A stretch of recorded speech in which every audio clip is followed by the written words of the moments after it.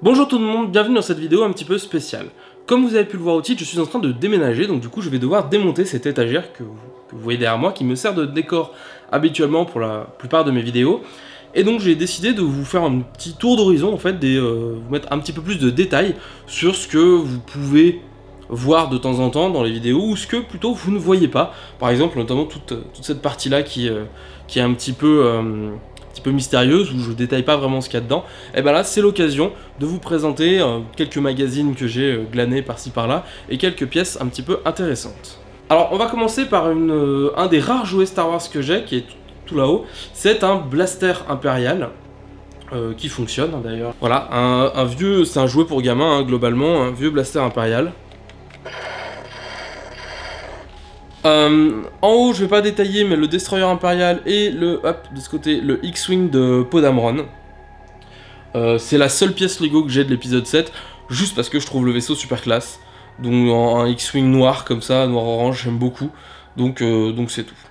Ici, on a le BB-8 de chez Sphero, celui qui peut se piloter avec un smartphone.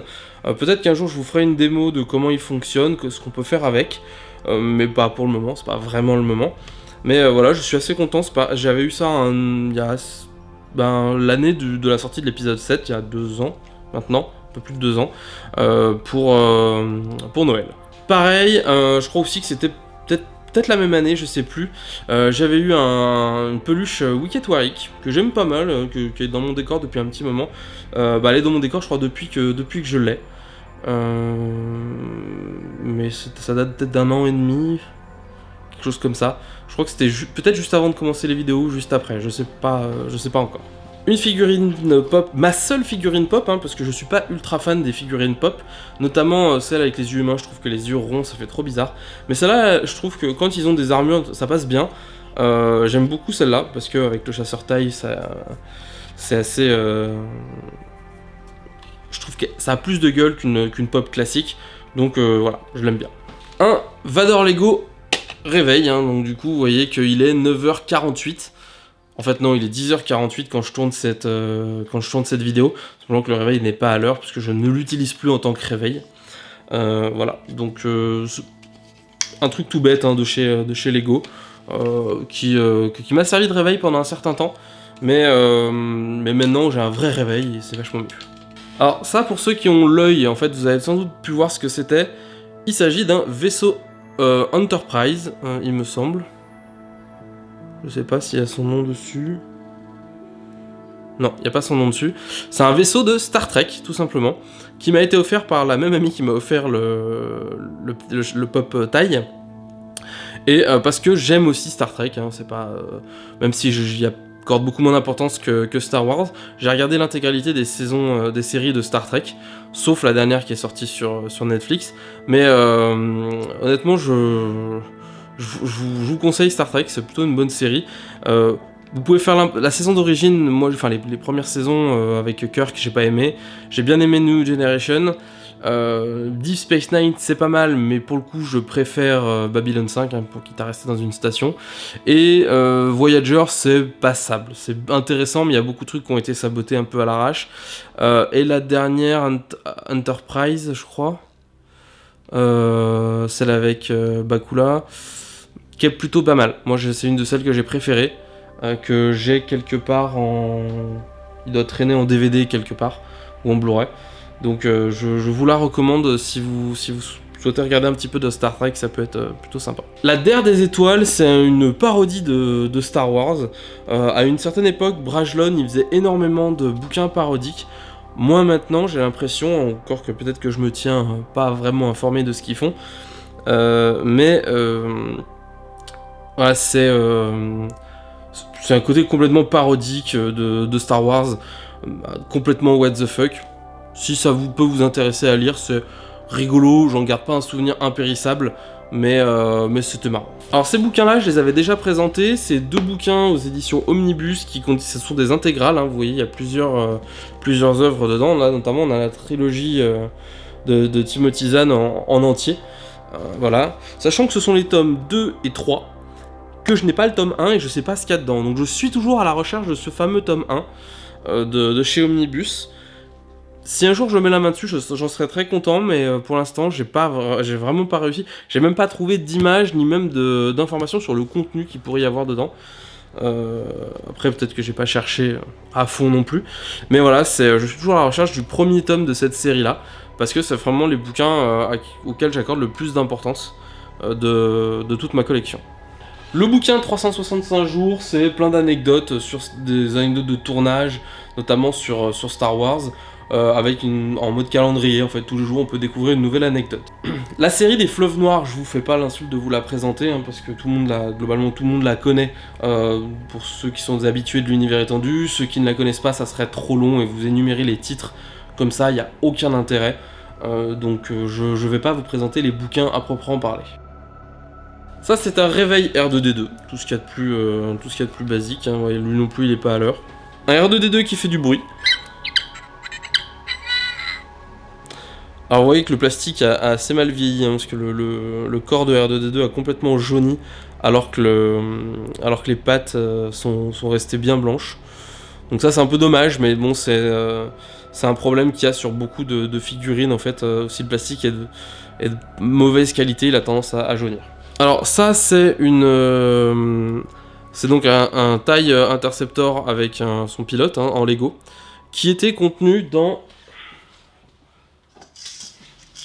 cette petite boule de Noël Étoile de la Mort, parce que Lego a fait une collection de boules de Noël, entre guillemets. C'est des petites boules comme ça qui s'ouvrent, et dedans il y avait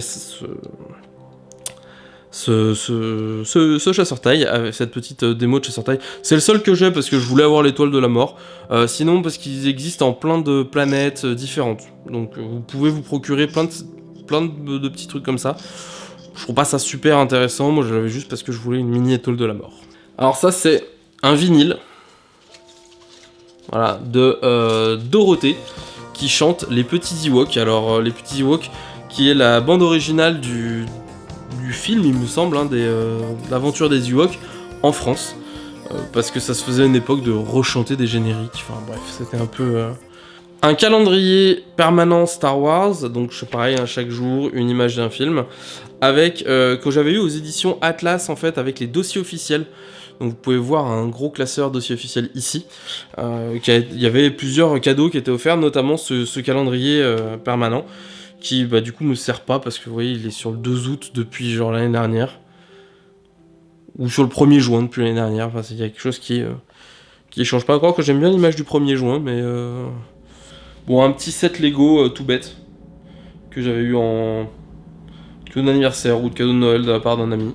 Le jeu Super Star Wars sur Super NES, sauf qu'il me semble que c'est pour une NES américaine, je crois pas que ça soit pour une... parce que voilà, on voit là, c'est USA, alors, je sais pas si on le voit bien, voilà, donc je pense pas, même en trouvant une NES... une SNES française, je pense pas y pouvoir y jouer, mais voilà, j'ai cette cartouche là de jeu que je ne pourrais sans doute jamais utiliser. Même si j'ai joué récemment à Super Star Wars, via émulateur, dans une vidéo dont je vous mettrai le lien en description, où j'avais fait tout un live avec des amis sur la chaîne G2L de Corp, en fait, la chaîne Twitch G2L de Corp. On avait fait un live autour de vieux jeux rétro Star Wars. Deuxième jeu, alors là je me suis plus fait bananer parce qu'en fait j'ai une 64, donc je pensais pouvoir jouer à ça, sauf que ce jeu est aussi en version US, et le vendeur n'a pas cru bon de me le préciser, et je ne savais pas la différence à l'époque, donc moi j'achète un jeu sur un stand français, je m'attends à ce que ce soit un jeu français, et en fait non, le mec m'a vendu un jeu pour 15 balles, il m'a vendu un jeu US sans me le dire. Donc je suis un petit peu énervé, mais ça va, c'est pas très grave, sachant que c'était plus pour la cartouche, parce que le jeu je l'avais déjà fait sur PC, donc c'était plus pour la cartouche qu'autre chose. Alors là on a deux figurines de Star Wars, donc un Dark Maul et un Trooper noir. C'est un Shadow Trooper avant l'heure, parce que ça fait des années que je l'ai. Je sais pas trop ce que ça représente, parce qu'il me semble pas qu'il y ait des Troopers noirs... Dans Star Wars, alors peut-être qu'ils voulaient que ce soit un pilote de taille, ou je sais pas. Bon, en tout cas, voilà, un trooper noir. Mon Monsieur Patate Dark Vador, un clone trooper qui remue la tête, 3 porte-clés Star Wars qui m'avaient été offerts par un ami, la boîte de jeu Timeline que je vous ai présentée dans la dernière émission, qui ne faisait pas partie de mon décor à l'origine, mais elle s'est retrouvée là, donc je vous la mets.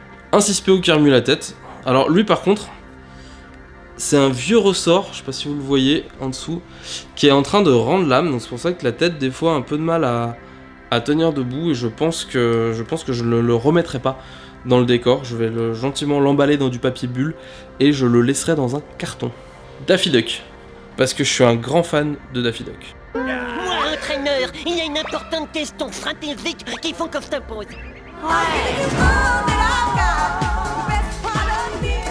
Qu'est-ce que tu en dis? Personnellement, j'ai un faible pour le violet et le jaune. Ça met en valeur mon style naturel. Les gars, les amis. Tu es très élégant. Alors, on a fini pour cette partie-là.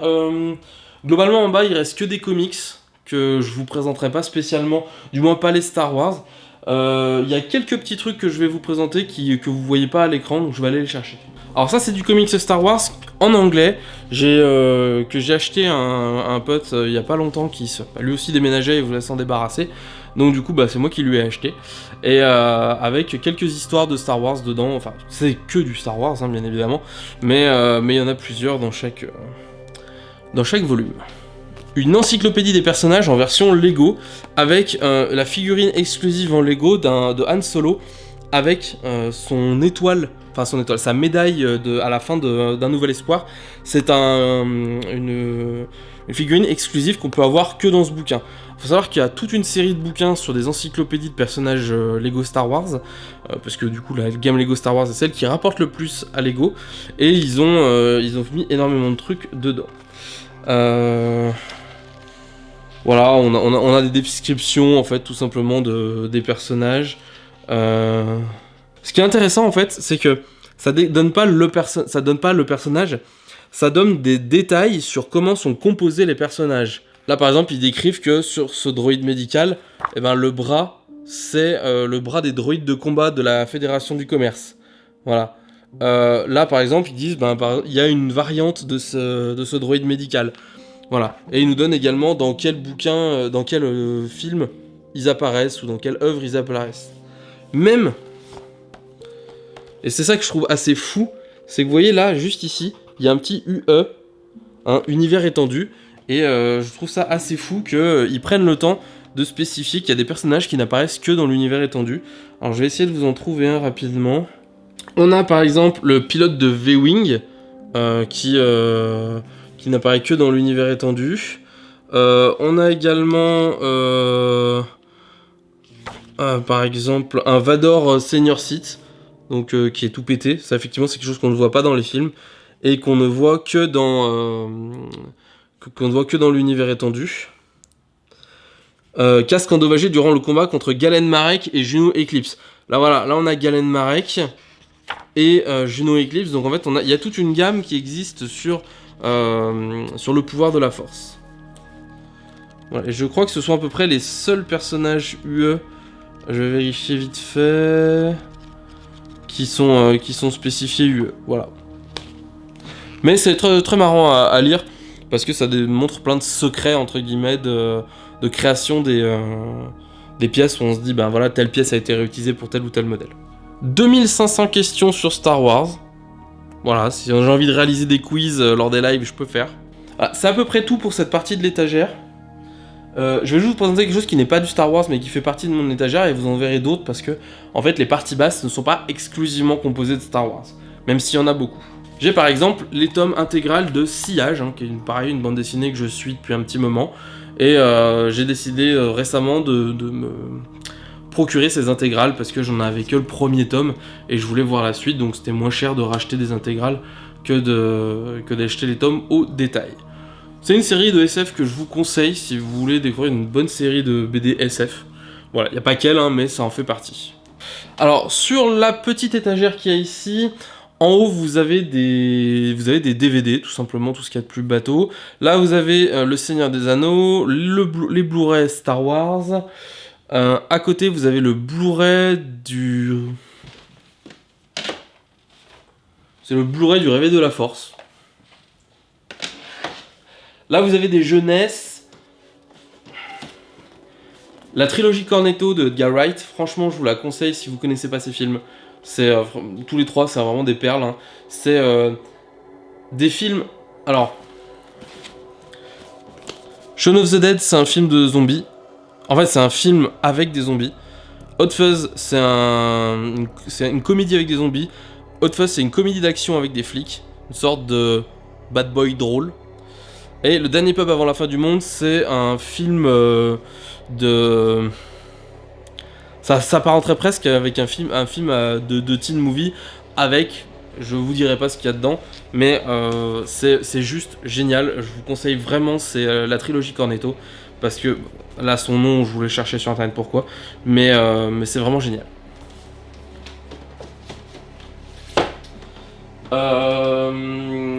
Quelques DVD.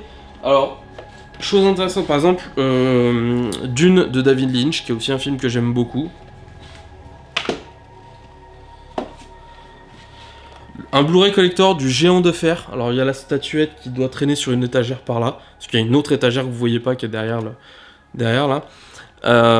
Voilà donc avec le contenu du coffret.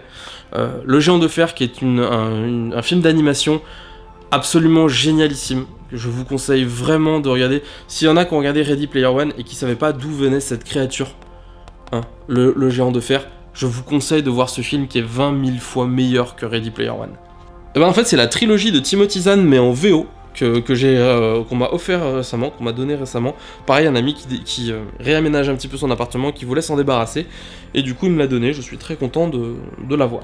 Un Trivial Pursuit Star Wars, pareil, hein, si j'ai des questions à vous poser pendant les lives, mais d'ailleurs je l'avais déjà utilisé pendant un des lives pour vous poser des questions. Les comics de Cartoon Network, The Clone Wars, et non pas The Clone Wars, avec le style de la série Cartoon, hein, vraiment une très très bonne série, que je préfère un petit peu à Clone Wars parce que je trouve qu'elle est plus dans l'esprit Star Wars. C'est juste des anecdotes de la guerre des clones plus que toute une histoire un peu rocambolesque qu'on peut voir dans The Clone Wars. Donc si vous avez l'occasion, foncez, sachant qu'il y a également la même en version The Clone Wars. Voilà. Mais je n'ai qu'un seul tome de cette série. Alors, on va attaquer la deuxième partie de l'étagère. Alors, en haut, vous pouvez voir pas mal de peluches, de trucs un petit peu rigolos, et notamment les mangas Fairy Tail, tout simplement parce que je suis en fait le manga depuis un petit moment. Alors, je suis au tome 60, donc il m'en manque quelques-uns encore, mais voilà, je suis au fur et à mesure que ça va sortir, et ça devrait pas tarder à s'arrêter, donc l'étagère sera bientôt terminée. Deux sables laser qu'on peut rétracter. C'est des jouets pour gamins. Des stylos Lego, donc Chewbacca et R2D2, qui on peut en fait modifier le stylo. Alors c'est indiqué ici. Je sais pas si vous voyez bien, voilà. On peut modifier le stylo pour le customiser. Bon, c'est plus du gadget, hein, c'est vraiment du gadget, mais c'est toujours rigolo. Comme quoi les produits dérivés Star Wars n'ont vraiment aucune limite. Hein.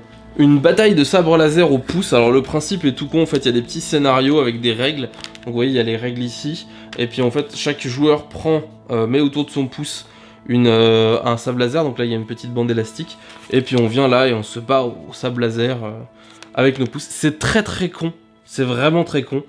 Mais c'est très drôle. Honnêtement faut rien avoir d'autre à foutre hein, pour faire ça. Mais c'est rigolo. Un Rokirama sur Star Wars. Que je n'ai pas particulièrement lu parce que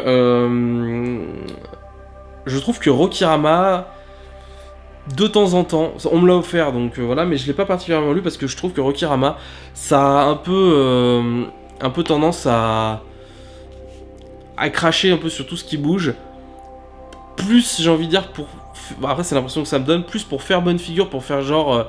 je suis capable de ne pas aimer un chef-d'œuvre, donc j'ai un esprit critique. Enfin, c'est un peu, je trouve que c'est un peu prétentieux dans la forme. Alors peut-être que dans le fond c'est complètement justifié, mais j'avais entendu des critiques sur une autre saga de films très connue, et les critiques étaient complètement à chier. C'était juste critiquer pour critiquer.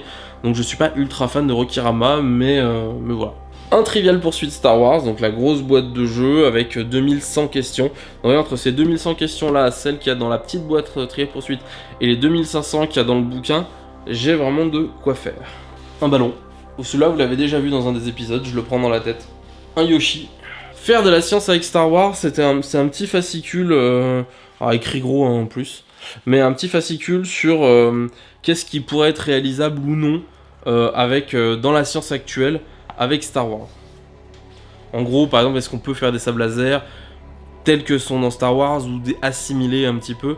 Donc voilà, il y a quelques petits trucs comme ça qui peuvent être marrants à décrypter. C'était à l'occasion de l'expo Star Wars qu'il y avait eu à la Cité de la Science. Des boîtes de jeux vidéo, donc Star Wars Experience, en fait c'est toute une boîte avec plein de jeux vidéo à l'intérieur. Et Galactic Battleground, qui est l'équivalent de Age of Empires mais en version Star Wars. C'est vraiment l'identique de Age of Empires en version Star Wars, hein. Je veux dire, c'est la même interface, il y a quelques petits trucs en plus, parce qu'il y a des vaisseaux qui volent, mais sinon c'est tout.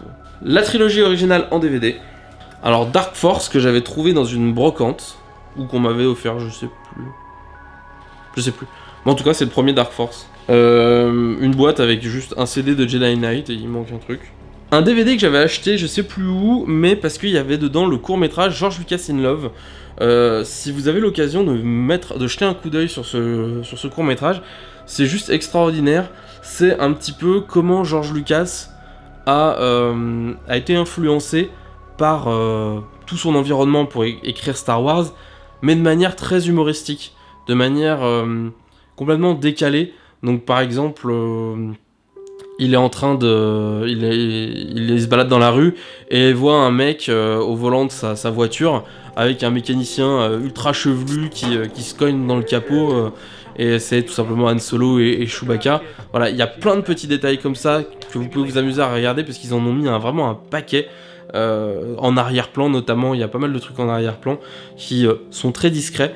D'autres sont très évidents, d'autres sont très discrets. Je vous recommande vraiment ce court-métrage qui doit faire peut-être une dizaine de minutes et qui était absolument génial. La trilogie originale en VHS. Toujours la trilogie originale et toujours en VHS. Les deux seuls bouquins que j'ai de Star Wars aux presses de la Cité, donc la Bataille des Jedi, qui est donc un des bouquins de la croisade du Jedi fou, par Timothy Zahn, et Trêve à Bakura. L'histoire de ce bouquin-là, alors plus que celui-là, parce que là je l'ai lu récemment, mais l'histoire de ce bouquin-là est très particulière, c'est qu'à un moment donné, chez Fleuve Noir, Trêve à Bakura était complètement introuvable, et je voulais le lire parce que c'était le seul qui me manquait à l'époque à lire, et donc du coup j'avais été obligé de l'acheter dans un autre format que chez Fleuve Noir, jusqu'à ce que par chance je le trouve un jour chez Fleuve Noir, mais je crois que je l'ai trouvé d'occasion.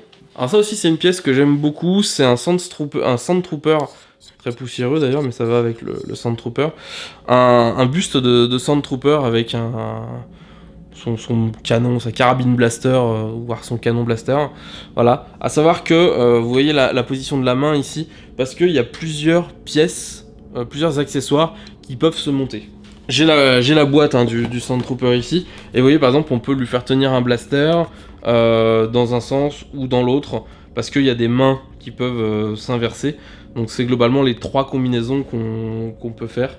Il existe également un autre Sandtrooper qui existe également, mais celui-là je ne l'ai pas. Mais j'aime beaucoup celui-là, et de chez Gentle Giant. J'aime beaucoup celui-là parce que c'est un des rares Gentle Giant que j'ai. Enfin c'est un des rares, c'est surtout le seul que j'ai. Un Risk Star Wars édition Guerre des Clones, parce que Risk c'est une très vieille licence de jeu de société, et elle a été déclinée dans de nombreux formats, et ça a été assez rapidement adapté en format Star Wars, puisque bien évidemment ça s'y prête plutôt bien, mais celui-là c'est une version récente. D'ailleurs je déteste le logo en jaune comme ça qu'ils avaient utilisé pour le merchandising de la nouvelle trilogie. Je crois qu'à partir de l'épisode 2 ou 3, je sais plus. Enfin j'aime vraiment pas ce logo, mais je trouve qu'il est trop jaune. Mais voilà. Sachant qu'il y en existe des plus anciens et voire même des plus récents. D'ailleurs, l'un des plus récents est vraiment très sympa parce que c'est un risque en trois factions qui nous met dans la peau de l'Empire, l'Alliance Rebelle et le cartel des Hutt, enfin du moins les contrebandiers, et chacun a un objectif différent. Donc les Hutt doivent mettre la main sur plusieurs planètes, sur X planètes pour pouvoir exploiter des ressources. L'Empire doit détruire les rebelles, et les rebelles, eux, doivent trouver la base de l'Empire où est planqué l'Empereur. Donc c'est vraiment quelque chose, c'est un jeu asymétrique assez intéressant. Les dossiers officiels Star Wars, alors j'en ai qu'un seul, parce que au bout d'un moment ça fait long. Je crois que à la totale ça fait 8 ou 9 classeurs comme celui-là. J'ai eu l'occasion de mettre la main dessus récemment, mais c'était un peu cher pour moi et j'avais pas vraiment envie de m'encombrer de ça. Voilà, j'ai celui-là, ça me va bien. Je pense que d'ailleurs après le déménagement il finira dans un carton, et qu'il en bougera plus. Mais voilà. Ça, c'est 2 bouquins de jeux de rôle que j'ai trouvé assez récemment, donc sur en anglais hein, bien évidemment, sur Star Wars D6, édité par Western Games. Je vous en avais parlé dans l'épisode qui s'appelle 1000 ans de paix, où en fait justement il y a énormément d'informations qui sont tirées de ces bouquins-là. J'ai eu l'occasion de mettre la main dessus pour pas très cher il y a quelques temps, et du coup j'ai sauté sur l'occasion. Alors là on va attaquer la partie un petit peu volumineuse hein, de la collection, parce que quasiment tout fait trait à Star Wars dans ce fourbi. Le seul truc qui fait pas très à Star Wars, c'est ça. C'est l'emblème des Rastors sur le gène Candoria, qui a lieu tous les étés 14 juillet, où je serai encore cette année. Et d'ailleurs, je fais un petit coucou aux Rastors qui pourraient regarder cette émission. Et je suis pressé de vous retrouver très prochainement. Donc là, on reprend avec des encyclopédies, j'en ai plusieurs. Donc ça c'est Vaisseaux et Engins, ça c'est la trilogie d'origine. Il y a quelques informations là-dedans qui peuvent être intéressantes, mais tout n'est pas intéressant. Ça contient un petit peu d'univers étendu. D'ailleurs ce qu'on peut voir, ce qui est assez marrant, c'est que ça a été fait par James Luceno. La caméra a pris un coup. Ça a été fait par James Luceno. Et lui je ne sais pas par qui il a été fait. Ouais, c'est pas spécifié, mais du coup je trouve ça assez marrant qu'un auteur de roman fasse une petite encyclopédie comme ça. Ça c'est un coffret édition limitée, donc moi je vois il y a en 3200 exemplaires, enfin 3199 exemplaires, et moi j'ai le numéro 1115, avec pas mal d'encyclopédies à l'intérieur. Un bouquin sur des planches de comics issues de Star Wars. Donc voilà, il y en a plein de différentes qualités, différents types. Voilà, c'est un bouquin d'artwork en fait qui est vraiment sympa. Encore une encyclopédie, toujours éditée chez Nathan hein, d'ailleurs, de toute façon c'est eux qui avaient les droits à l'époque. Donc là c'est tout sur la saga, personnages et créatures. Donc, je suis persuadé qu'il y a plein de doublons dans ce que j'ai. Hein. L'encyclopédie absolue. Alors, ce que j'aime bien, c'est que ça, c'est plus gros que ça, mais ça, c'est l'absolu. Par contre, ce que je trouve intéressant, c'est que dedans, voilà, ils abordent pas mal l'univers étendu. Ce qui est quelque chose d'assez rare, en fait, c'est que globalement, l'univers... dans les autres encyclopédies, on va traiter des éléments des films en lien avec un univers étendu. Hein. Donc, par exemple, on va parler d'un petit peu de l'univers étendu autour du palais de Jabba, mais là-dedans, on va vraiment... étendu en tant que tel, donc par exemple voilà les anciennes guerres Sith qui n'ont rien à voir avec ce qu'on a vu dans les films, hein, mais sont juste des événements autres. Un bouquin sur les storyboards de la prélogie. Je peux vous en montrer quelques-uns, voilà, donc on avait quelques storyboards qui sont plutôt pas mal. Ce qui est relativement intéressant, c'est qu'on voit qu'il y a des styles en fait de personnages qui ont vraiment changé entre les différentes parties. Par exemple, hop, ça c'est le commentateur je vais vous le zoomer un peu. C'est le commentateur de la course de la Bunta, et les deux têtes sont pas tout à fait comme ça. Hein. Là, il a une petite tête et une tête qui est, une grosse tête et une tête petite sur un long cou, alors qu'en réalité, il a deux têtes petites sur chacune un long cou. Voilà, c'est du détail, mais ça montre quand même que entre les premiers jets et la réalisation finale, il y a quand même des modifications qui sont apportées. La même chose, mais pour la trilogie originale, et lui, il est encore sous blister, parce que je n'ai pas eu le temps de le regarder. Un cahier de vacances Star Wars, que j'avais acheté juste pour le fun, que j'ai jamais fait, mais voilà, c'était le côté marrant. C'était le cahier de vacances 2017. Encore un truc édité chez Nathan, c'est avec des autocollants. En gros, c'était un équivalent des albums Panini, c'est vraiment... un peu merdique hein, d'ailleurs, mais je le garde juste parce que ça prend pas de place dans la bibliothèque. Alors ça, ce sont des romans photos Star Wars. Alors les romans photos, c'est quelque chose d'assez particulier qui en gros existe plus vraiment aujourd'hui. Mais en gros, l'idée c'était de faire une BD, mais pour pas avoir à se faire chier à dessiner la bande dessinée, on prenait des photos. Donc là, ils ont repris en fait tout simplement des extraits du film avec exactement les citations du film. Alors moi j'ai celui pour l'Empire contre-attaque, Celui-là, je l'ai en double, hein, l'Empire contre-attaque, je l'ai 2 fois. J'ai l'Empire contre-attaque, premier volume, et la Guerre des Étoiles, deuxième volume. Ils sont en assez mauvais état, globalement. Donc je fais attention, j'essaie même pas de décoller les étiquettes de prix qu'il y a dessus. Ça vaut vraiment pas cher si vous voulez jeter un coup d'œil. Vous les trouvez, généralement ils sont aux alentours de 2-3 euros, voire 50 centimes dans certains cas. Une BD parodique sur Star Wars, alors plus sur la réalisation de Star Wars que sur le film en lui-même, fait par le Godferdom Studio, alors c'est aux éditions Soleil, et le Godferdom Studio c'est globalement tout ce qui est Landfeust, voilà, enfin c'est toute cette... c'est la team de Landfeust, pour résumer. Celui-là, je vous l'avais présenté récemment, c'est Tagebing are Dead, ou Tagebing sont morts. Pareil, c'est une BD parodique, mais traitant des films cette fois, où en fait on suit 2 personnages qui traversent les films, donc Tagebing qui traversent les films de manière un peu loufoque. Et c'est vraiment une BD que j'adore, parce que elle rend la Star Wars de manière complètement décomplexée. Un Où est Charlie, mais version Où est Chewbacca, donc on va devoir retrouver Chewbacca dans ces décors là. Alors après il y a plein d'autres trucs, on peut retrouver d'autres personnages, voilà, mais c'est pas très compliqué. Je crois que je l'ai trouvé, je crois qu'il est là. Voilà, c'est pas excessivement compliqué mais c'est rigolo. Une vieille BD X-Wing Rogue Squadron qui a été rééditée maintenant chez Delcourt, mais qui à l'origine existait chez Dark Horse. Et j'ai mis la main sur le tome 1 il y a très longtemps. D'ailleurs ça s'appelle Le Fantôme du Jedi je crois. Et voilà, c'était un peu déroutant parce que c'est le tome 1, mais il parle de plein de personnages comme si on les connaissait déjà. Donc voilà, c'est bizarre. Alors ici, je vais pas tous les sortir, mais là on a la collection des Lucasfilm Magazine, un vieux magazine qui était édité dans les années 90-2000 sur la suite un petit peu de Star Wars. Donc par exemple, je peux vous montrer, voilà. Là, c'était voilà, 10e anniversaire de la menace fantôme. On parlait déjà de The Clone Wars. Enfin, il y a pas mal de choses. Je crois que c'est l'un des derniers de la série. Octobre 2009, et si je dis pas de conneries, je crois que la série s'est arrêtée, enfin le bouquin s'est arrêté après. Alors en fait ça déjà il avait été renommé en tant que Star Wars Magazine, mais à l'origine c'était le Lucasfilm Magazine, voilà. C'était un mensuel, c'était un bimensuel, et voilà, il y avait, là c'était des hors-séries déjà, il y avait pas mal de reportages sur beaucoup de choses, il y avait du merchandising, voilà, enfin c'était... par exemple, on parlait également de Red Tails, hein, les autres projets de George Lucas.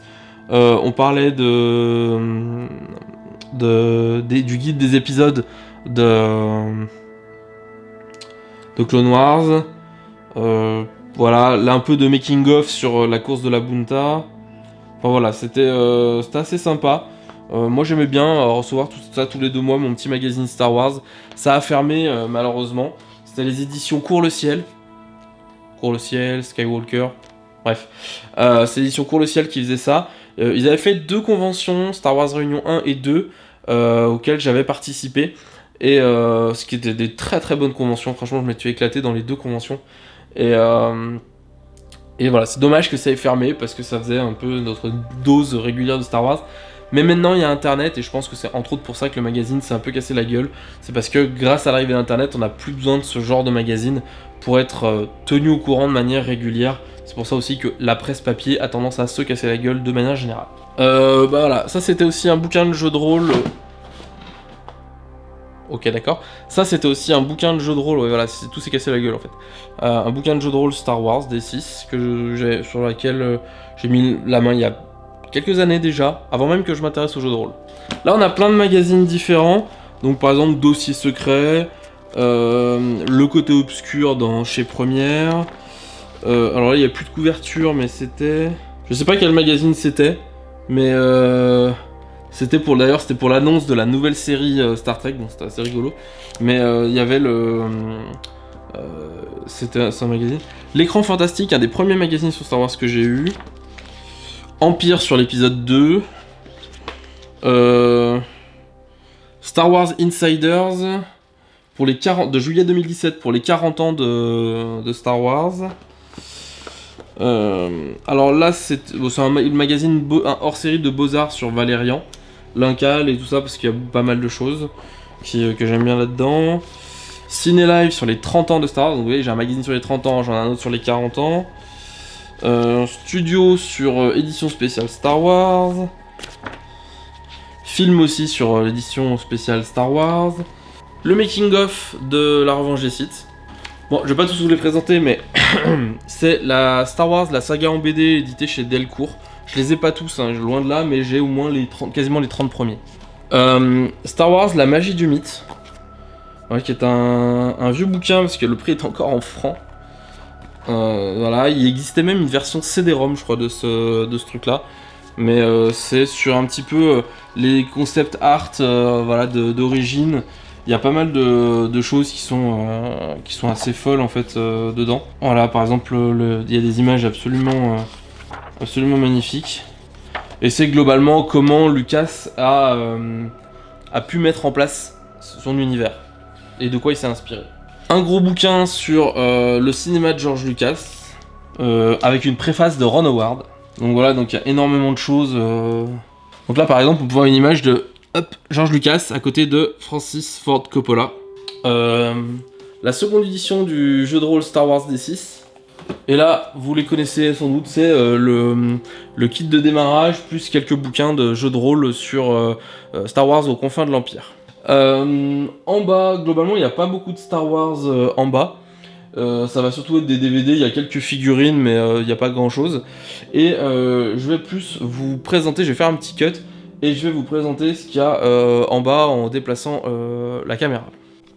Donc on se retrouve un petit peu au ras du sol pour vous présenter quelques trucs un petit peu sympas. Donc là, c'est un de mes vieux scénarios. Donc là, vous avez quelques comics, donc une encyclopédie sur les X-Men, une encyclopédie sur Spider-Man, quelques BD, les geeks, que j'aime beaucoup, c'est assez rigolo. Le premier tome de Freak Squill, une très très bonne série de BD faite par Florent Maudou au label 619, qui est un label qui est tenu par Ankama. Et ce bouquin-là, alors je peux pas vous le montrer parce que j'ai la caméra dans une main, ce bouquin-là est dédicacé par l'auteur. Ici, on a un album des X-Men. Qu'on peut voir un petit peu, c'est les Super X-Men. Là on a un album, alors du coup il n'y a plus la couverture, mais c'est un album des 4 Fantastiques. Voilà, il y a quelques petits fascicules de vite fait. Une aventure de l'araignée, le bouffon vert, le retour du prince des mers. Enfin voilà, il y a j'ai quelques bouquins un petit peu originaux. Alors je me demande si celui-là c'est pas... Non, je sais plus. J'avais en fait une histoire avec Thanos et le gant de l'infini, mais je sais plus où elle est. Hop, ça dégage. Bon, bah tant pis. Voilà, et là en fait c'est toute une collection de comics. Donc on a du Strange ici et du Special Strange ici. Voilà. En bas, on va bouger un peu. En bas, donc on a 3 éditions collector de World of Warcraft. Et de la bande dessinée, donc WoW, parce que bon, c'est en lien avec World of Warcraft, Landfust, Oko, qui est également une très très bonne série que je vous conseille si vous souhaitez à un moment donné vous pencher un petit peu sur des BD, et les naufragés d'Ithac aussi qui sont très sympas. Vous avez donc les naufragés d'Ithac ici qui sont très sympas, et également le Collège Invisible qui est sympa, mais je me suis arrêté parce que la série a commencé à me saouler. Voilà, et vous pouvez voir derrière moi, à peu près ici, qu'il y a un autre jeu Star Wars là-haut que je vous détaillerai un petit peu plus tard. Et qu'il y a une autre étagère avec du bordel, hein, et pareil, il y a un petit peu de Star Wars également. Mais voilà, je suis en train de déménager, donc c'était un petit peu vite fait le tour de mon étagère, de mon décor. Vous avez pu voir à peu près tout ce qu'il y avait dedans. Et je vous donne rendez-vous très bientôt pour un nouvel épisode avec mon décor remonté ailleurs. Ciao! Si vous êtes encore là, c'est que vous avez vu la vidéo jusqu'au bout. Pour vous remercier, je vais vous présenter en avant-première mon nouveau décor. Si j'arrive à caler la caméra, le voici. Donc on trouve à peu près tous les éléments qu'il y avait avant, hein. Il y a encore un peu de bordel à ranger, mais globalement ça va ressembler à ça et vous allez avoir le plaisir de le voir pendant les prochaines chroniques. Je vous remercie encore une fois et à la prochaine. Ciao!